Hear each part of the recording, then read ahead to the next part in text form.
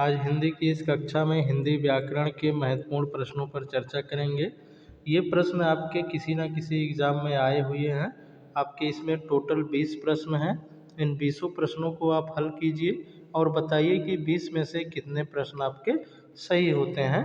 आप किसी भी एग्ज़ाम की तैयारी कर रहे हैं जहाँ पर आपके हिंदी पत्र लेखन से संबंधित प्रश्न पूछे जा रहे हैं, तो उसके लिए ये सेशन आपका बेहद ही महत्वपूर्ण है। आप किसी भी एग्ज़ाम जैसे UP police, Bihar police, UP TET, UP PET, किसी भी एग्ज़ाम की तैयारी कर रहे हैं तो ये वीडियो आपके लिए अति आवश्यक है। आइए सेशन को शुरू करते हैं। पहला प्रश्न है आपका, ईमानदारी कौन सा संज्ञा है?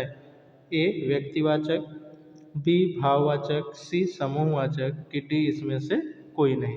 तो ईमानदारी जो है वो देखेंगे, व्यक्तिवाचक संज्ञा की बात करते हैं तो किसी एक विशेष व्यक्ति का नाम जैसे राम, श्याम, गंगा आदि हो जाता है। ठीक है। भाववाचक की बात करते हैं तो ये ईमानदारी, बुढ़ापा, ठीक है, जो हम लोग दशाओं आदि को यहाँ पर क्या करते हैं, व्यक्त करते हैं, जिसे हम लोग छू या नाप तोल नहीं सकते हैं। ईमानदारी को नहीं छुआ जा सकता है, इसको नापा तोला नहीं जा सकता है। ठीक है।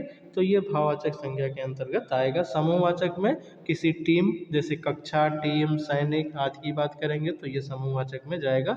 तो बी वाला हमारा यहाँ सही हो जाएगा। दूसरा प्रश्न है, निम्नलिखित में से कौन पानी का पर्यायवाची नहीं है? पानी का पर्यायवाची इसमें से कौन नहीं है? ए अम्बु, बी सर, डी आपका सी मेघपुष्प, डी नीर। तो देखेंगे सर जो होता है वो पानी का पर्यायवाची नहीं है। अम्बु भी है, मेघपुष्प भी है, आपका नीर भी पानी का पर्यायवाची होता है। तो कौन नहीं है, यहाँ नहीं शब्द देखेंगे तो नहीं बताना है, सर जो है वो नहीं है। अगला देखेंगे, मैं कौन सा पुरुष है? उत्तम पुरुष, बी मध्यम पुरुष, सी अन्य पुरुष, डी इसमें से कोई नहीं। तो जो पुरुष आपके होते हैं वो 3 होते हैं। तो उत्तम पुरुष के अंतर्गत कौन कौन से आते हैं? मैं आ गया, मुझे आ गया, ये सब उत्तम पुरुष के अंतर्गत आते हैं। ठीक है। मध्यम पुरुष की बात करते हैं तो जो दूसरे व्यक्ति से हम बात करते हैं उसके लिए जो शब्द प्रयोग करते हैं जैसे तुम, आप, ठीक है, ये सब आपके मध्यम पुरुष के अंतर्गत आएंगे। अन्य पुरुष में दूसरे व्यक्ति से हम किसी तीसरे के बारे में जब बात करते हैं जैसे वह, ठीक है, तो ये आएगा आपका अन्य पुरुष के अंतर्गत आ जाता है। तो इसको याद रखेंगे। तो इसमें सही क्या हो जाएगा? ए वाला हमारा सही हो जाएगा। मैं किस में आता है? आपका उत्तम पुरुष के अंतर्गत आएगा। अगला देखेंगे, लंबोदर कौन सा शब्द है? ए रूढ़, बी यौगिक, सी योग रूढ़, डी ये सभी। तो लंबोदर देखेंगे, रूढ़ शब्द कौन से होते हैं? जिसका हम लोग विघटन नहीं कर सकते हैं, जिसको आप तोड़ा नहीं जा सकता है, वो रूढ़ शब्द होता है। जैसे तोड़ेंगे तो उसमें हमें कोई आपका सार्थक शब्द नहीं मिलेगा। जैसे मान लीजिए लिखते हैं राम ही लिख देते हैं, ठीक है, अब राम को तोड़ेंगे तो इससे कोई सार्थक अर्थ हमें नहीं मिलेगा, रा हो जाएगा और माँ हो जाएगा। इस प्रकार से कोई सार्थक अर्थ हमें प्राप्त नहीं होता है। इसी प्रकार से यौगिक की बात करेंगे तो यौगिक शब्द कौन से होते हैं? उन शब्दों को अगर हम लोग तोड़ते हैं तो 2 प्रकार के आपके यहाँ पर अर्थ युक्त शब्द हमें मिलते हैं। तो वो शब्द आपके यौगिक शब्द होते हैं। जैसे आप लिखेंगे उपवन, उपवन लिखते हैं तो यहाँ पर उप और वन ये 2 आपके शब्द यहाँ पर मिल जाते हैं, तो ये आपका यौगिक शब्द होता है। योगरूढ़ शब्द की बात करते हैं तो योगरूढ़ होगा आपका, जैसे लंबोदर लिखा गया है।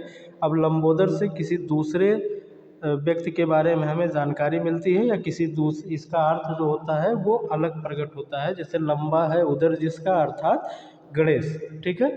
तो ये हो जाएगा आपका योगरूढ़। तो योगरूढ़ शब्द जितने भी बहुग्रीव समास के शब्द होते हैं वो सभी योगरूढ़ शब्द के अंतर्गत आपके आ जाते हैं। अगला देखते हैं, पुस्तक कौन सा शब्द है? ए तद्भव, बी तत्सम, सी देशज, डी विदेशज। तो इसमें देखेंगे पुस्तक जो है वो आपका तत्सम शब्द यहाँ पर हो जाता है। जो संस्कृत भाषा के शब्द हैं ज्यों के त्यों आपके लिख दिए गए हैं हिंदी भाषा में, उन्हें हम लोग तत्सम शब्द कहते हैं। ठीक है। अगला देखेंगे, उ ध्वनि का उच्चारण स्थान क्या है? ए ताल, बी ओष्ठ, सी कंठ, डी दंताल। ठीक है, तो ऊ जो होता है वो कहाँ से हमारा निकलता है, तो वो ऊ निकलता है ओष्ठ के द्वारा। ओष्ठ उच्चारण के स्थान पर पूछा है तो उच्चारण स्थान इसका क्या है, ओष्ठ है। ऊ का ओष्ठ, ऊ आपके ओष्ठ के अंतर्गत आ जाते हैं। अगला देखेंगे, तुम जा रहे हो, ये कौन सा काल है। तुम जा रहे हो, ए वर्तमान काल, बी भूतकाल, सी भविष्य आपका भविष्यत काल, डी इसमें से कोई नहीं। तो बताना है तुम जा रहे हो कौन सा काल है। तो तुम जा रहे हो हम लोग वर्तमान की बात करते हैं तो ए वाला यहाँ पर आपका सही हो जाएगा, वर्तमान काल। अगला देखेंगे, गोल विशेषण है सार्वनामिक विशेषण, परिणामवाचक विशेषण, गुणवाचक विशेषण, इनमें से कोई नहीं। तो गोल किसी की विशेषता अगर आप बताते हैं कि वो गोल है तो उसका वो क्या है, गुण है। ठीक है, गोल, हरा, लाल, पीला, इस प्रकार से जो भी बताया जाएगा, आकार तिनकोना है, ये सब गुणवाचक के अंतर्गत आपके आते हैं। सी वाला यहाँ पर आपका सही हो जाएगा। अगला देखते हैं, अगला प्रश्न है, आप कौन सा सर्वनाम है। ए निश्चयवाचक, बी अनिश्चयवाचक, सी निजवाचक, डी इसमें से कोई नहीं। तो आप जो है वो हम स्वयं के लिए उपयोग करते हैं तो वो हो गया आपका निजवाचक। अगला देखेंगे, सोना कौन सा संज्ञा है। ए भाववाचक, बी समूहवाचक, सी द्रव्यवाचक, डी इसमें से कोई नहीं। सोना जो है, सोना किसकी बात करता है, तो वो द्रव्य के युक्त आपका है। ठीक है, एक द्रव्य है इसलिए ये द्रव्यवाचक के अंतर्गत जाएगा। भाववाचक में ये गुण दशा आदि की बात करता है। समूहवाचक में आपका दल, कक्षा, इसकी बात करता है। ठीक है, तो ये हो गया आपका द्रव्यवाचक। अगला देखेंगे, ओ या फिट ही गया कौन सा वाक्य है। ओह जब शब्द आ जाएगा तो ये कैसा वाक्य हो जाएगा आपका, ए विधिवाचक, बी विस्मयादिवाचक, सी संकेतवाचक, डी इसमें से कोई नहीं। तो विस्मयादिवाचक ये आपका हो जाएगा, विस्मय, ये आपका ओह जो है वो विस्मयादिवाचक के अंतर्गत आ जाता है। ठीक है, इस चिन्ह को हम लोग याद रखेंगे, ये जहाँ भी लगा होगा वो विस्मयादिवाचक के अंतर्गत आप लगा देंगे।